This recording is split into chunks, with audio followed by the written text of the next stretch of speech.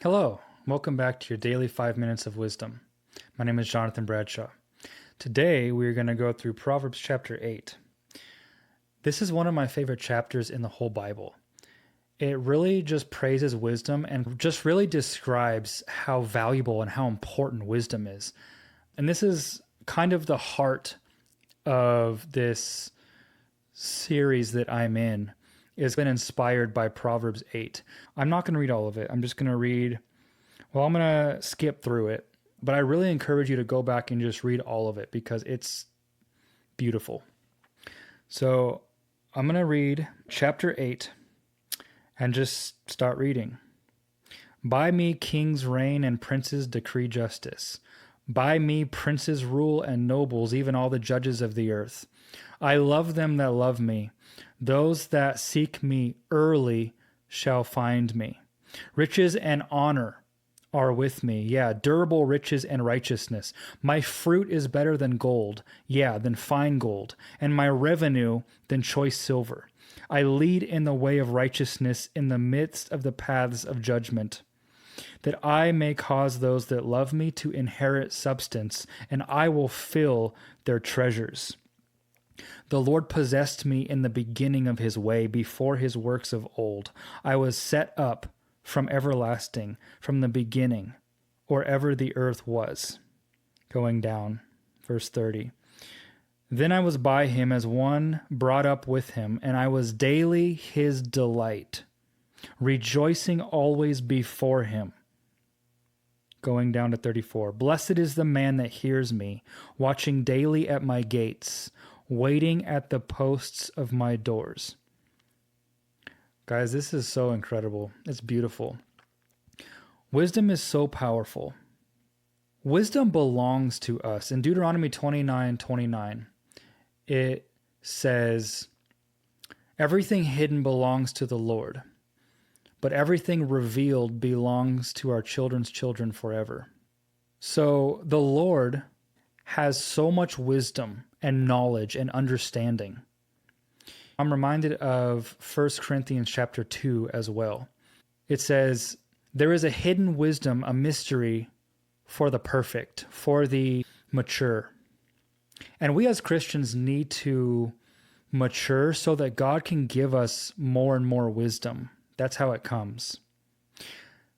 We all have milk, but then we need to mature onto meat. Paul writes that.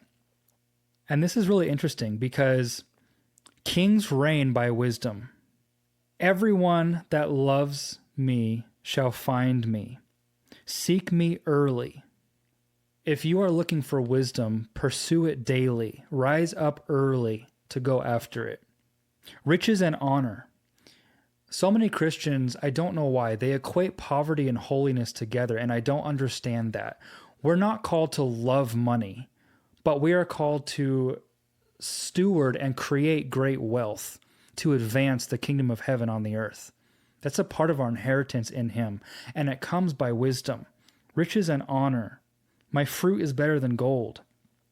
I will cause those that love me to inherit substance, and I will fill their treasures. So we don't pray for money. We don't pray for treasures and things. All we need to do is get wisdom. We pray for wisdom. Blessed is the man that hears me, watching daily at my gates, waiting at the post of my doors.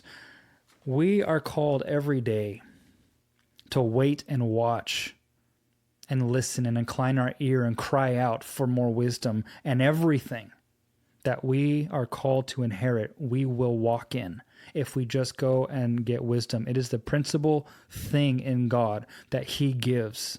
Wisdom, knowledge, and understanding is the perfect trifecta. If we get that, we get everything else in him. And the more mature we are in him, the more he gives freely. Because in James it says, if you ask for wisdom, know and believe that he will give it. He gives it freely. Wisdom is so important. And this is the thing about what wisdom is. It was with God when he created the earth and everything in the earth. So we get wisdom by looking at creation and nature. This is how we acquire wisdom.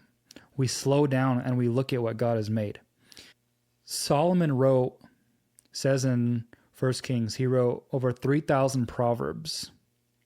And the word proverbs again means to rule and reign like a king does. So the more knowledge, understanding, and wisdom that you possess, you elevate and come higher and are authorized to rule and reign more and more through wisdom. Because by it, kings reign. It says it right there. Solomon wrote Proverbs, wisdom, after trees, animals, and nature. It's in 1 Kings chapter 4.